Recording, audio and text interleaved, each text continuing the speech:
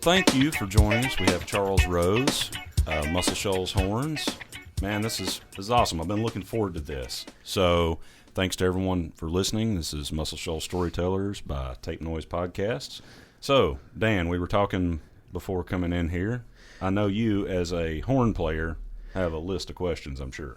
Well, I just wanted to start off, and I want to start with the beginning. So you play trombone primarily? Is that what you'd consider to be your... Yeah, I play trombone and keyboards, and a big component of my work is writing arrangements of various kinds. I took piano lessons as a kid in elementary school, and then played trombone in the school band and stayed with it, and went to Murray State University in Murray, Kentucky. I majored in applied music with a major in trombone and minor in piano. You may be the only performance major I know that has actually made a living at it, and I don't mean that in any kind of disparaging way. I know a lot of performance majors. So, how did you do it? Well, that's a very convoluted question. I was about to say, that's a hard Dan. question. Well, I mean... Well, when I started college, my goal was to be a band director. And after one semester, I think, I switched from music education to applied music. And at that point, I thought maybe I wanted to play trombone in a symphony orchestra. And then I started college in 1968. So Blood, Sweat, and Tears released their first album with Al Cooper, and then the Chicago CTA album came out pretty soon. Mm-hmm. And sure. So all of a sudden, there were bands with horn sections. I had played before college when I was here at Sheffield High School. I had played in several garage bands, never played a gig. I played piano and sang in the first little garage band I was in. I played bass in a garage band. And then I think I rehearsed with maybe 2 different bands on trombones, but nothing ever came of any of it. So in the fall of 1970, we formed a band, and we were all music majors, and Chicago, Blood, Sweat, and Tears was our forte. And that was the first gigging band I'd ever played in. And I immediately became the guy who lifted all the horn parts and the chords off of the records. And we were all music majors, so we were everyone had their own little place. And a lot of the other guys in the band had more experience than I did, but we started that band in 1970 and became real popular up there in western Kentucky.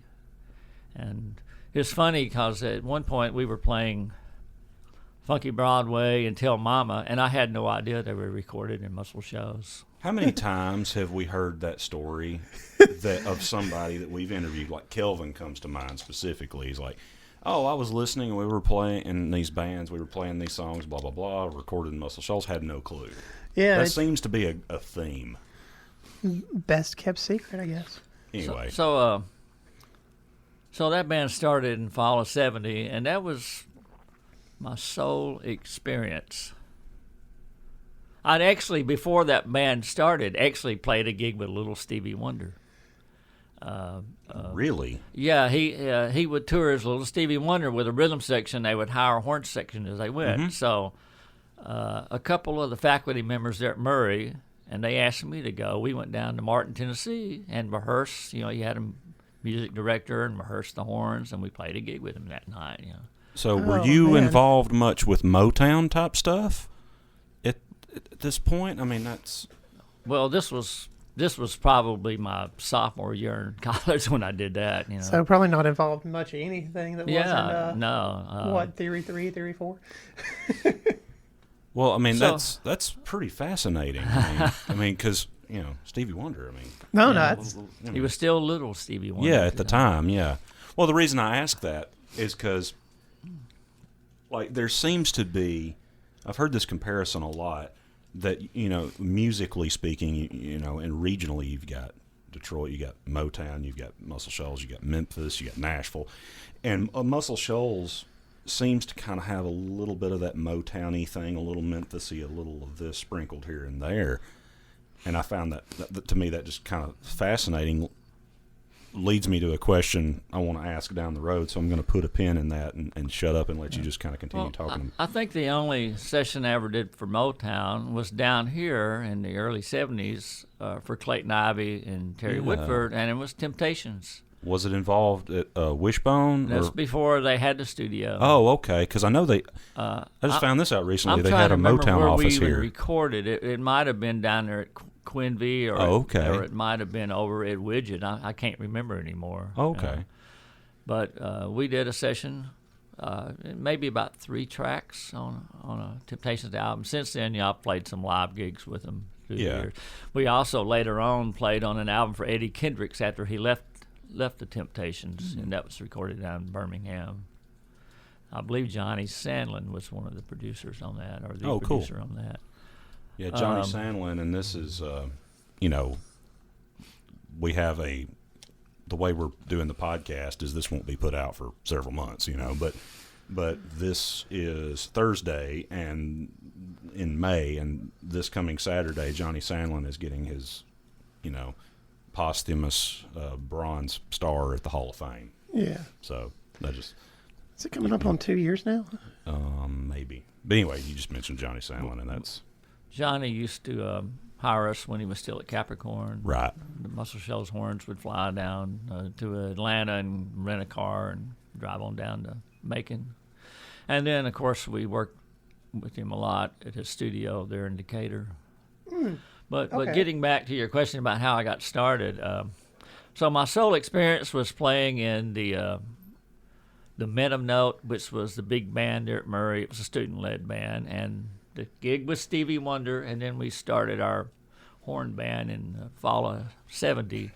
Well, the spring of 71, I was in a car wreck coming home from spring break and fractured my pelvis, so I missed the rest of the spring semester, and I was home for the summer in the spring. And my father went out to empty the trash one day and came back in with a saxophonist. The saxophonist Sonny Royal, who was the leader of a rival horn section to the Muscle Shoals Horns, lived on the other side of the block, started talking to my dad. So he comes in the house with my dad. I'm there. They had moved a bed downstairs because I was still on crutches. And my father says, Charles, this young man says they need a trombone in their horn section. And they had a trombonist, Del Quillen, who had been lured away by the Muscle Shoals Horns. So it was Sonny and 2 trumpet players who taught at local high schools. And so they took me down to Quinby, and my old high school buddy David Johnson was the engineer, and we did a dummy horn session, a dummy head horn session, and they noticed that I could, if someone hummed a lick, I could immediately play it. And so I started doing sessions with those guys. The first session I did was for Z.Z. Hill, who we later worked with a lot at Malaco. The second session was a guy named Lightning Slim, an old Delta blues guy, and the producer was Jerry Williams, who also recorded under the name Swamp Dog, and we did a lot of work with him. And then that was maybe around June when I started with those guys, and they did all the work at Quinby. And then by December, I was home for Christmas break and went by Sonny's house, and he had a call from Jimmy Johnson to come down to Muscle Shoals Sound, and we went down, and he hired Sonny and I and Stacy Goss, who was one of the trumpet players working with us, to play on a session that night with the Muscle Shoals Horns. And this was for Jim Capaldi, the drummer in Traffic. It was this Oh How We Danced album. And so that was the first time I ever met Harvey and Ronnie and Harrison, from the Muscle Shoals Horns. And so after that session, they started calling me. Now, you mentioned rival horn section. That's a first I've heard. What would that have Yeah, they had all the trumpet players, Mike Stow and Stacy Goss, were and the trombonist Del Quillen had graduated from Auburn in music. And they met Sonny Royal, who never went to college, but was just a great sax player. He was a really good player. they knew him from there, and they all moved up together to Muscle Shoals to try to get session work, and they won the gig at Quinn Ivy's studio. Okay. And I'm not sure how long they were together before I met them. You know. So then it just kind of melded together into this thing that it Well, is. there for about a year or so, both sections were entire. I was playing with both sections, you know, and I was still in college, you know. Oh, wow. My last 2 years of college, I commuted back and forth. It was almost a 3-hour drive to Murray. Good grief, dude. Yeah, so I commuted back and forth Just to did do what sessions. you had to do. I once missed a French midterm to do a session, and I came back in. My teacher said, "Mr. Rose is very serious missing your midterm. Do you have an excuse?" And I said, "My uncle died." And I neglected to tell her he had died 5 years earlier, but she did let me make it up. Well, do you remember who that session was with? No, I don't. Well, let me ask this, and jump in, Dan, because you being horn player. I'll say I could run this one. Yeah. And I got questions. And I want you to, but this is as an engineer producer standpoint. Okay, I have another question I just thought of, but I'll ask it later. What do you feel like? Because there are similarities. I mean, but what do you feel like differentiates the Muscle Shoals horn sound comparative to, say, Motown or Memphis? I'm not really 100% sure how to ask this question, but something I've always wondered from your perspective, what your thoughts are. When I started playing with the horns, my whole point of view was, as I mentioned, the Chicago Blood, Sweat, and Tears rim. And I think the first thing I learned is that when they played short notes, they were very, very short, you know. You know, you're told in Very clean, you're told in precise. school when you play a short note, you say tuh, you know, and it's incorrect to stop a tone with your teeth by saying tut, you know, but yet that's the way to do it, you know, if you want to play a really short chop. Okay. Well, one of the things Dan and I were talking about prior to you getting here was a couple things. Tone is a very important thing with you guys, obviously, which, I mean, that is any with horn player, any musician, but trombone and baritone sax tend to have a little bit more prevalence in the Muscle Shoals horn thing, and in Memphis too, where a lot of horn sections, it's more focused on trumpet and saxophone. Is that an intentional thing, or is that just a thing that just kind of is? I think you're right about that. And that's not our doing. That's the producer's doing. You know. But when I started working with Ronnie and Harrison and Harvey, I would say 95% of what we did was by head with no written arrangements. You know, and they just tended to, you know, if anyone was light in the mix, was going to be Harrison, the trumpet player. You know, that's just. That was just the sound the producers and the engineers heard. You know. Well, is there a reasoning for the number of each of those that you guys have? I mean, because, you know, when you're recording, you can do as many passes of, like, say, a trumpet part as you want to. But well, not then. Yeah. Is there a reason, like, now, like, why you sit in a? Do you guys have a certain, like, so and so sit next to so and so? Yeah. I'll explain that, but let me tell you, you said something about unlimited passes. You know, I started in '71. I mean, a lot of studios still had 8 tracks. Right. Well, I say that kind of tongue in so, cheek, you know. We typically did two passes. If there were 3 or 4 horns, we did 2 passes. And sometimes they were identical. Sometimes we would add, you know, like especially a trumpet might add higher notes on the second pass. But what was the other question? Like, is there? Why do we sit how we sit? We Yeah. usually sit in order of the ascending order. Like the trumpet's a higher pitched instrument, and the tenor's after him. The trombone's a little lower pitched, and the bary's on the bottom. So we usually sit in that order. You know. Okay. Sometimes on live gigs, we'll put the brass next to each other, But in the studio, and then personally, I don't really like to be next to the trumpet in the studio because they're loud. We're a contentious people. I've got work-relating... I've got plenty of trumpet player jokes. I've got it's like work-related hearing issues, and pretty loud tinnitus, and I just don't want to be next to the trumpet. Well, that actually brings up a question. I wasn't sure if I was going to ask or not, but you were playing, in horn sections, prominently playing in horn sections during kind of I hate to say the heyday of horns and pop music, but it's starting to look like it was. So, European rock, they really it seems like they favored the flugelhorn over the trumpet. Do you have any idea why in America we went the other way and said, no, we're going to get it as bright as we can? No, we use flugelhorn a lot. Oh, did you? Yeah. Okay. That makes me feel better. It depends on what you want. If it's really R&B and biting, it's going to be trumpet. If it's more mellow, you're going to maybe go to the flugelhorn. Okay, there we go. I just hadn't been able to. Maybe that says something that I hadn't been able to really pick it out. Well, that is a very interesting question, though. And ironically, to me, a flugelhorn's got a more mellow sound, and a lot of British music is kind of brighter. That's an irony to me, but the flugelhorn's heyday was all the Burt Bacharach hits, right, the Dionne Warwick songs and all that. Right.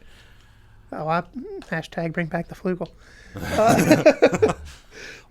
Well, okay, so you just got off the road with Lyle Lovett, and you've been with Lyle for how many years? I started with him in '94.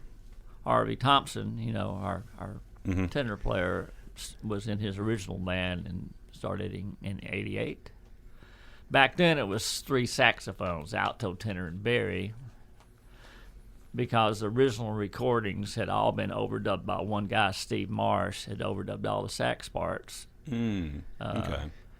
And in '94, he was going to do an acoustic tour, but he had this one song called Penguins that it was the Tower Power Brass were on the recording. So to play that tune, he had to have brass. So for a year, it was trumpet, tenor, trombone, and then the following year, they added the alto back. At that point, they asked me to redo all the charts for 4 horns, which I did, and ever since then I've been the horn arranger.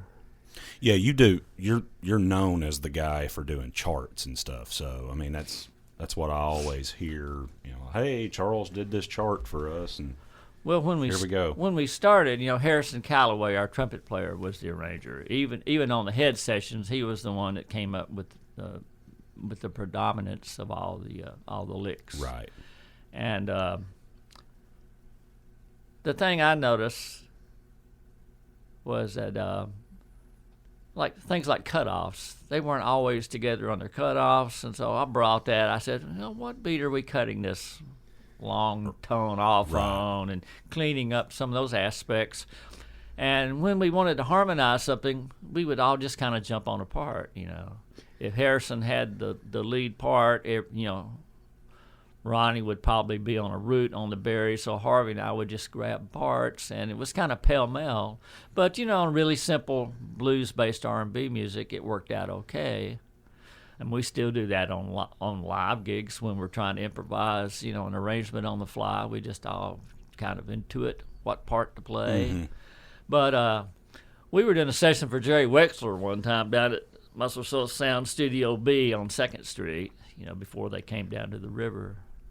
It was Quinn Ivy's original studio where When a Man Loves a Woman was cut. And the Quinvy, was that? No, Quinvy was the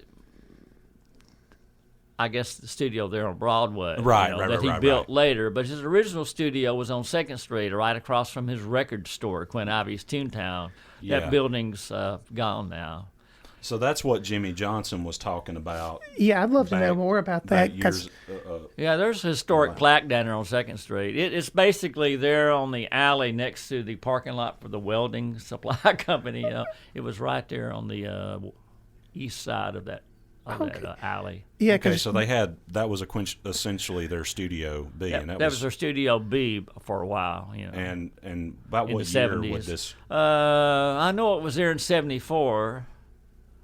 It was And probably they probably opened. 78, so Yeah, it they was, probably bought the Studio B and opened it in '73 or something Okay. like that. I'm guessing. Well, see, my reasoning for asking that is I was always under the assumption that they were in the little building, then they moved here, but there was a little bit of a transition where they had two separate buildings. Yeah. and Jimmy brought it up, but he didn't seem to really remember any specifics. So you're filling in some gaps for us Yeah. here. So anyway, we were down there. And I can't remember who the session was for, but I think Barry Beckett and Jerry Wexler were producing, and there was a section with, I don't know, maybe 8 or 9 or 10 chords all in a row they wanted harmonized, and they weren't just 1-4-5s. It was, you know, fairly complicated harmony. And Playing some demolished we did chords. our usual just pell-mell trying to jump on Right. parts, and it sounded, you know, crappy. So Wexler said, well, Harrison, what do you think? And Harrison couldn't come up with anything, so I had always been the quiet guy. You know, every time I had spoken up before, Harrison kind of gave me that look like, you know, listen, young fellow, you just need to sit there and do like I tell you, you know. And I was learning a lot from Harrison, but, you know, I didn't really have much to offer as far as musical input. So so after they exhausted everything else, Wexler says, well, Charlie, you know, what do you think? And, of course, you know, I had theory in college. I had theory in high school. Mm-hmm. You know, I knew how to part right. So I just immediately told everyone what part to play, and it sounded great. And they said, okay, from now on, you're the harmony guy. You're the guy that creates the harmony. Yeah. So what do you think about whenever you're thinking about voicing with a small section? How do you think about that? How do you approach it? Well, you start with, you know, the lead line, you know, what the trumpet song's going to be on top, usually 99.9% of the time, you know. And so you start with that. You know, when we were doing these head sessions back then, the number of chord charts weren't even around. There was nothing. All we had was we would go in the control room and they would play it, and we would figure out what to play and figure out what the chords were. And but basically, you know, a small section like that, you're just going to voice things in order: trumpet, tenor, trombone, bari. You know. When I write charts, sometimes I'll write multiple parts. You know, there might be 4 horns, but there might be 8 parts on a particular chord, you know, depending, you know, or at least more than 4. Well, if you could tell, and I ask this question kind of for myself and for engineers and producers, if you could tell an engineer and a producer, this is how horn sections need to be, this is what we need to do, this is how things need to be done in a session, what's something you would tell? Well, let me preface this by saying they don't listen to my advice very often. But well, I mean, a case in a point, producer has their case in vision. point, room mics. I hate room mics. I think unless you're in a really big ambient studio like you'd find in London or L.A., you know, that they're useless, because all you get is a lot of trumpet in that room mic, and it, with a reflection. And so, you know, do you have a preference of mics? No, there's a lot of good mics, but direct. I like direct miking. A lot of people want to record 3 or 4 horns on a stereo mic or 2 mics stereo, you know, and that's okay. But my preference is direct miking. Everybody direct miking. Add your ambience, you know, later, you know, digitally, or back in the old days with a plate.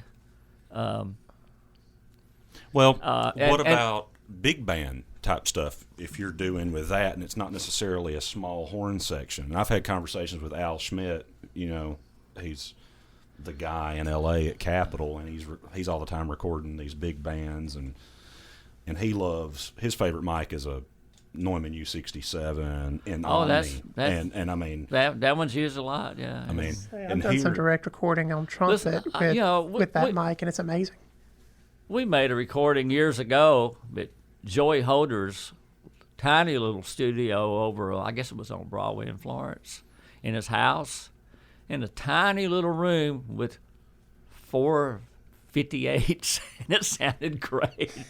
Yeah, I recorded Taylor Cheatwood using a 57, and then I swapped it up and used a Rode just for a different mic, and it sounded great. I believe you could record Taylor Cheatwood with a tin can and a string, and it would sound great. Yeah, he's good. But yeah, here, the reason I ask, like U87s tend to be kind of the thing that people love in the Shoals. Yeah. We get those a lot. You know, sometimes ribbon, like a Royer or something. I really like ribbons that. Ribbons are good. But yeah, so you don't like room mics for horns? No, not in your typical studio room. You know. So it's got to be a great sounding room. Yeah, big room. You know. Okay. No, they're great for strings. You know.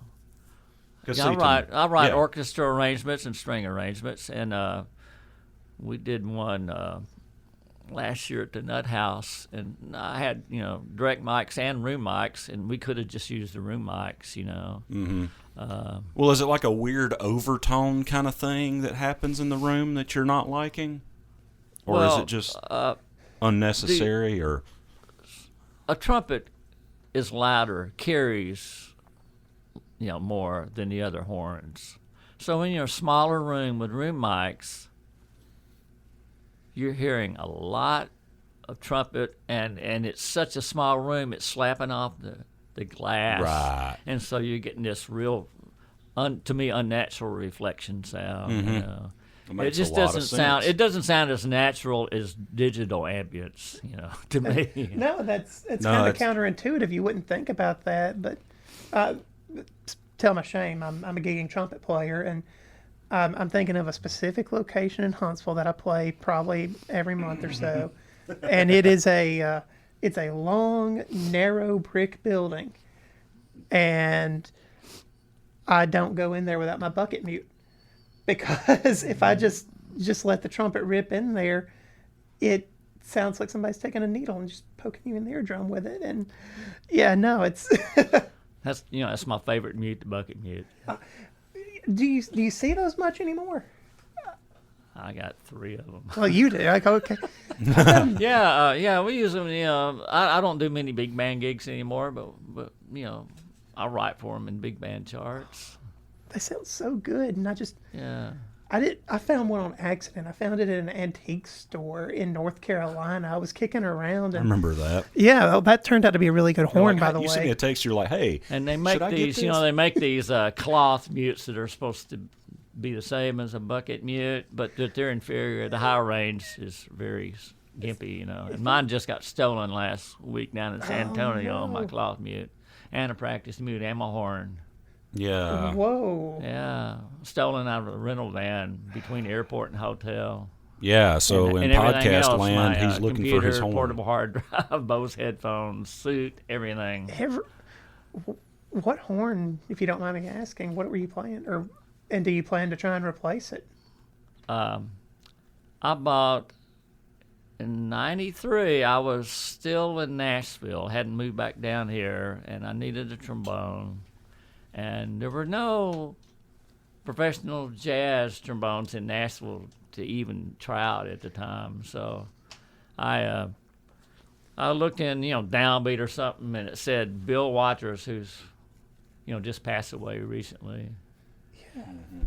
In fact, his pianist often played in Lyle Lovett's large band, Jim Cox, So I heard a lot of Bill Waters stories through the years. But I read in Downbeat that he played a Bach LT-16M trombone, and I thought I didn't want to have to drive, like long distance to try out horns. And I said, well, if it's good enough for Bill Waters, it's good enough for me. So I ordered one from Manny's, I think, or Sam Ash, somebody, and the first one they sent, I didn't like the slide, and I sent it back, and they sent me another one, and I've been playing that ever since until March of this year. Oh, no. I bought another one, just a newer version of the same horn on eBay in late March, and that was the horn that got stolen. And I love that horn. I thought it played better than my original Bach. I like the response up in the high range better, and now it's gone unless it shows up in a pawn shop and the police recover it, but probably not. Yeah, so in podcast land, Charles is looking for his horn. Hopefully, when this podcast episode comes out, you will have already gotten it back. So, Was it brass or silver plated? That was brass. It was brass. I don't know if they make a silver-plated version of that horn. Yeah, I don't know have no anything about idea. trombones, I'll be honest with you. Before the Bach, I played Kings. I played a King 3B. It was J.J. Johnson's horn for quite a Yeah. while. And then at some point, I got a used 2B also, which was Irby Green's horn, for years. So. Now, is it a slightly wider diameter, or is it slightly narrow? The 2B is a smaller Okay. horn. So a little bit more of a pea shooter, huh? The Bach LT16M I've been playing is very similar in size to a 3B. It's a very light horn. It's not like I've got arthritis in my wrist. It's the lightest trombone. I picked up trumpets that are heavier than that trombone. Yeah. that's interesting. How do you play with you being a horn player? How do you cope with the arthritis? Well, maybe people out there in podcast land don't know, but when you hold a trombone, you're supposed to hold your thumb over the brace. Probably like 20, 25 years ago, I had to quit using my thumb. Okay. So I just hold it in the palm of my hand without using my thumb. And that doesn't affect your tone or anything like that? I'd imagine not significantly. Well, I never noticed a difference in tone. There you go. Oh, I'm just kind of terrified. Rheumatoid arthritis runs in my family, and and it seems to start in the hands, and Yeah, there was a brass quintet that came down to the concert, I don't know, 15, 20 years ago in Florence, and their trumpet player held the trumpet by the bell. What? Yeah. All Yeah, right. it was really strange looking, but Yeah. yeah, I mean, in back of the bell, he held it there, Okay. Did he say why? Or is that just how he learned to hold the horn? No, I think he had, I think he had issues, with his Okay. wrist, probably arthritis. Yeah, because it's kind of. Yeah, I mean, you've held a trumpet, I'm sure. That left-hand position can get kind of awkward, Yeah. Well, local trumpet player Jack Peck, in fact, he was the trumpet player on When a Man Was a Woman. Oh, yeah. He only has one arm, so he has to hold the trumpet and play it with one hand. Wow. Okay. Yeah. Well, kind of moving to a little bit of a different direction with this. You also play piano and keyboard, and you have your jazz trio. What is some of your favorite jazz artists? Well, my favorite pianist is Bill Evans. Okay. Yes. So And, my guess is you like Kinda Blue. That was my first introduction That to was Kinda Bill Blue. Evans with Miles Davis. Yeah. That's my favorite jazz record. Yeah. It's Well, that's the probably best. the landmark jazz album. Well, and that well, brought yeah. in the modal era. Right. It's well, the it was dark kind side of jazz. Well, it was kind of Dark my side of, yeah, you know what I mean. It was kind of my introduction to how jazz could be cool. Oh, yeah. And it was like, ooh. Oh, you don't and like then- Kenny and G then?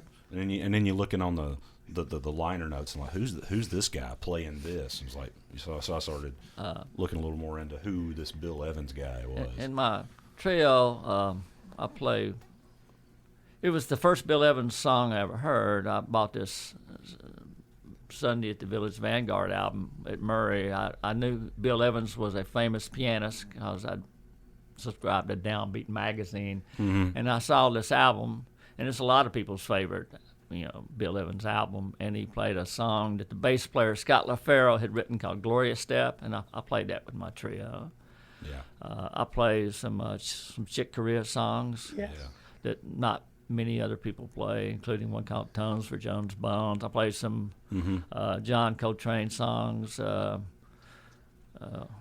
including "Lazy Bird," which I was practicing this morning before I came over here. Oh, wow. I've got it back up to the original tempo, 252. Oh, good grief, man. Good grief, man. And we're off. About 10 years ago, I was playing giant steps. I had a gig over once a month over in South Carolina at a resort, and was actually playing giant steps, and at the original tempo, which That is is incredibly high, which yeah. is 287 or something like that. It's pretty fast, 292, something like that.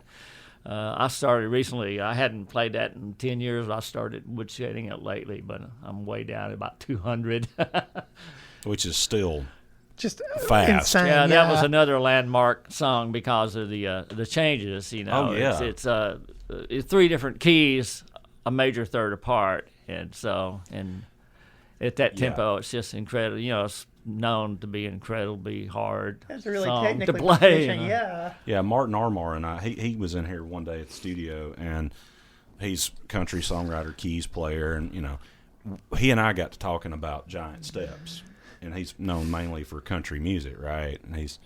But we got to talking about that, and he's like, man, I was watching this video on YouTube. It's talking about everything being like a third apart and, you know, in different keys, and so we accidentally wrote a jazz song just from the conversation of like, well, if you go a third apart, well, what if you go a fourth apart? What if you go this apart? You know, and it's like we went down that rabbit hole and just sat down at the piano and just like accidentally wrote a song, really. So that turned out pretty cool. Well, Coltrane was a genius. Oh, yeah. In that era. Ridiculous. There were several other songs. A major third apart.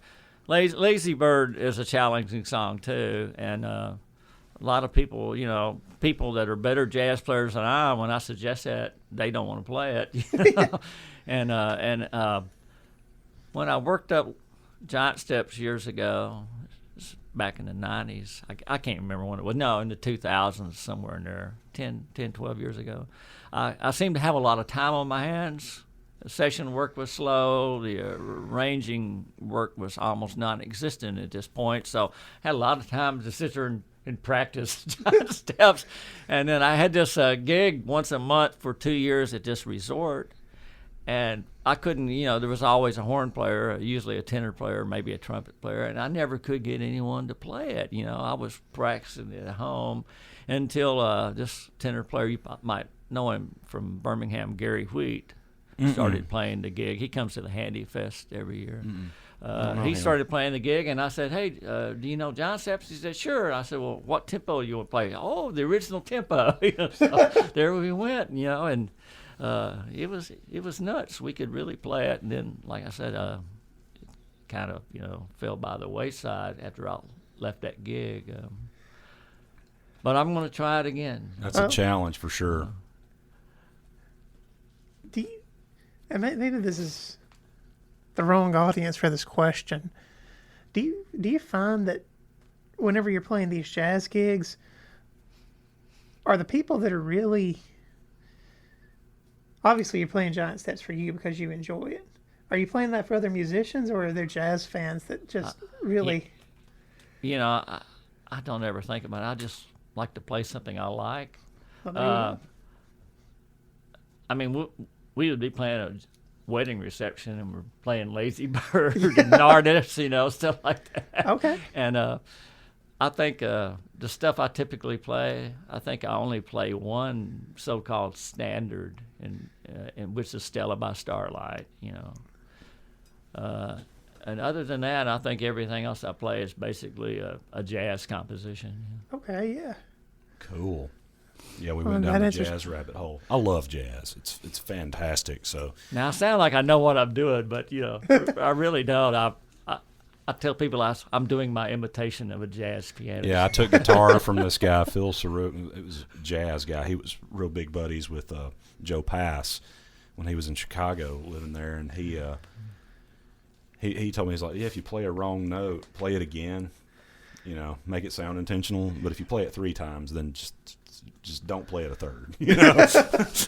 Well, there it is, the secret to jazz. There's a famous story about Charlie Parker and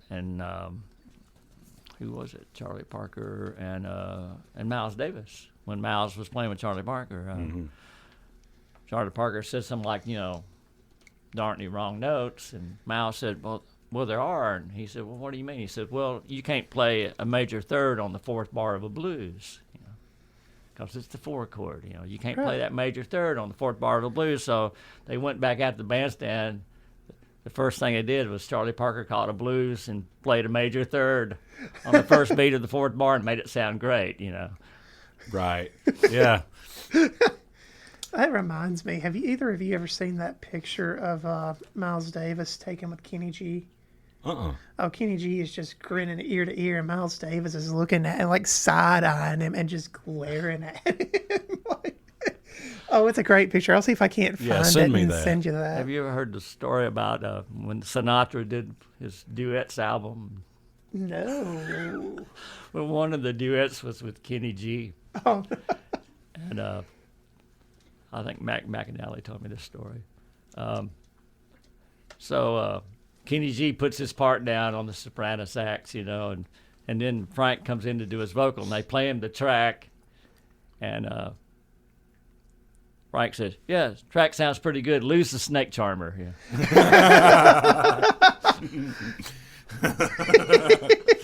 That's pretty good. Oh, That's great. I can hear him saying that. Part 1, Charles Rose, man, this has been crazy cool.